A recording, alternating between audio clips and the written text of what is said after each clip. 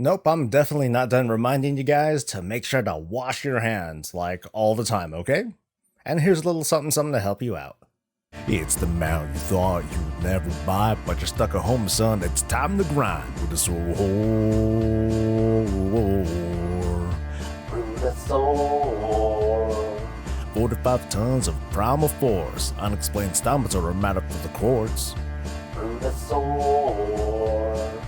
What is up, friends? It is Soul, and welcome back to another episode of Warcraft Weekly, the show that will document the horror show, this something about Mary thing that's growing on the top of my head. But I'm also here to bring you some positivity and hope with a dose of reality. Hey, Bob. I'm having so much fun in the alpha. Is that right? Yes, check out the cool screenshots. Here's me doing a thing, and here's another thing, and here's the part where I'm inside of, well, can you guess? The thing?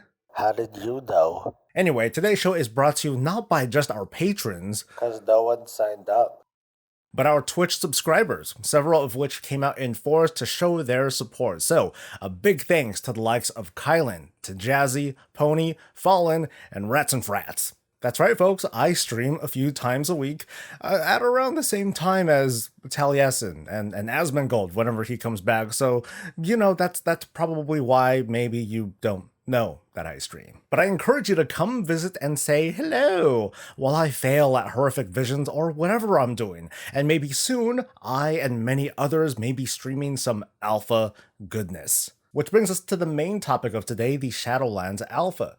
For weeks now, we've been teased with encrypted builds and silence, which has left many players pretty impatient, like, Come on, Blizz, who cares if there's a global pandemic and you're all working from home? We want what we deserve. That was my line. oh. In an effort to keep us at bay, especially in our current situation, last week Blizzard started a month-long event that gives 100% bonus experience. Just the other day, they also announced that next week, legacy loot rules will be implemented for Legion content. Now, what does that mean? This means that when soloing dungeons or raids, loot is just going to drop as if a full party or raid team was present. So basically, a lot more loot is going to drop. Maybe doing this at this time, as in, after the full Nyalotha Raid Finder was released, maybe that was the plan all along. But I wouldn't blame Blizzard if they pushed quality of life changes like this sooner due to, special circumstances. Whatever the case, this is great news on that side of things. But back on topic, what about the alpha, right? When? I wish I had an answer, but I don't. I do have a few tiny hints to drop, though. The other day, Blizzard customer service sent out a tweet reminding people to be on the lookout for phishing scams, messages, or emails that try to fool you into stealing your account. That's probably a benign message, though. Also, the Wowhead data mining team also saw some additional traffic on top of another encrypted alpha build that was deployed earlier in the week, giving one of their lead data miners a great deal of confidence. Even still, it doesn't mean a whole lot. Meanwhile, the space of content creators and streamers has been grumbling even louder with anticipation. Maybe they've learned something that we didn't. Even your favorite boy Asmongold is coming back to streaming next week, maybe even sooner if the alpha happens to drop. Oh, and my guild's finally made it through Heroic Nyalotha, so I'm pretty much good to go, Blizzard. You may begin the alpha now. Separately, these things mean very little. Together, in such a short span of time, it brings me a little bit of hope. Boy, I'm having so much fun. Oh, shut the heck up. He doesn't know I'm playing Animal Crossing. Ho ho ho. These quality of life changes haven't been without their pitfalls, though. Just this week, players began obtaining Malefic Core upgrades, these items that allow you to break the cap of 50 corruption resistance on your cloaks.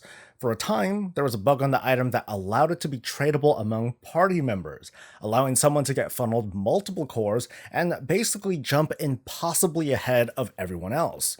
That has since been fixed, and punitive suspensions, even bans, have been reported, but not verified by me at least. Basically, though, that's what you get, man. Hey, I didn't read anything about what I can and can't do with my cores. You need to spell it out for me, and I can't read. And he's right. Bob can't read. But he also has a point. When the information behind Malefic Cores was published, they were pretty clear on how the drops work. 1 per week, or 2 if you're behind. However, not everyone who plays WoW is very well informed. Not everyone reads Wowhead, or even Blue Posts, or stuff on the launcher, or watches my videos. Although, of course, everyone should watch my videos. Subscribe.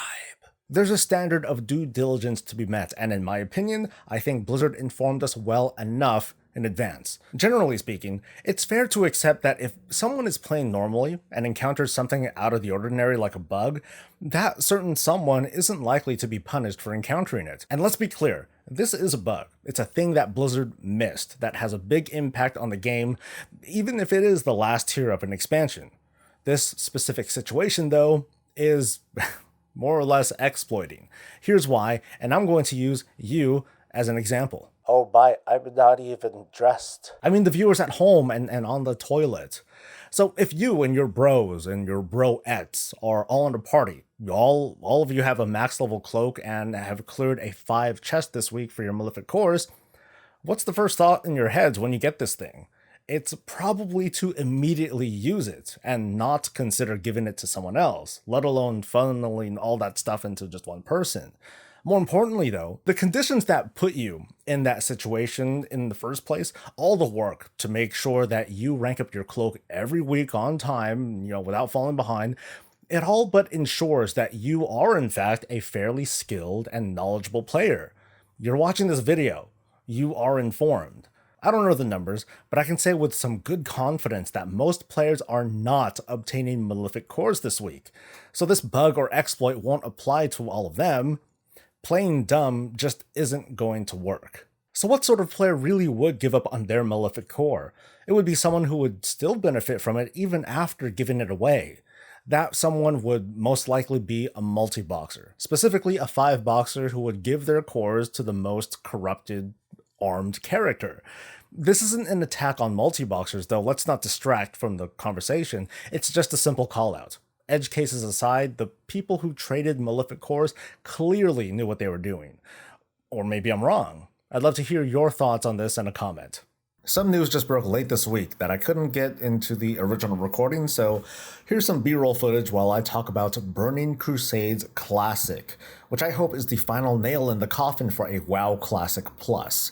A Blizzard survey was leaked to the public containing questions pertinent to the implementation of BC Classic Realms, which has been a philosophical debate among Classic fans until now. Now, it's a battle.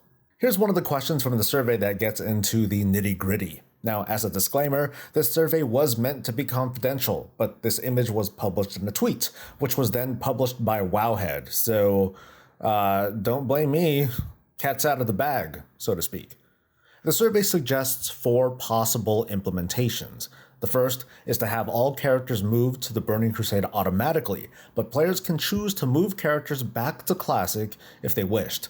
The second is to start a brand new realm and new characters will start at level 58. The third option is the same thing, but new characters start at level 1. The fourth option is similar to the first, but instead it's to have all characters stay in Classic by default, but players can choose to move characters forward to the Burning Crusade if they wished.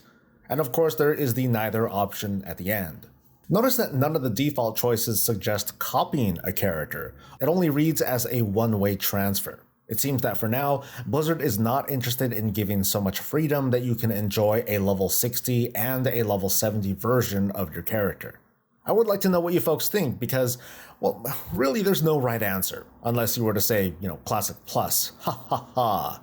But I do want to raise another concern. There's a fan base of unknown size that has let WoW Classic pretty much pass them by, but they would be in favor of a BC or a Lich King Classic instead. Of course, there are current players of Classic who predict that they'll eventually want to move on as well, which makes this a really big audience to tap into. When it comes to the big picture though, are players as a whole asking for too much?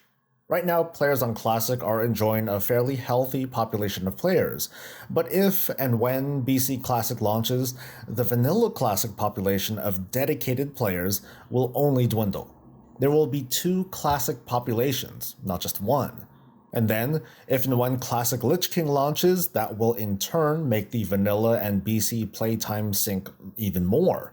The Classic umbrella will be comprised of these uneven and fractured populations who, I guess they're united for the love of their version of the game, but not necessarily the love of the game.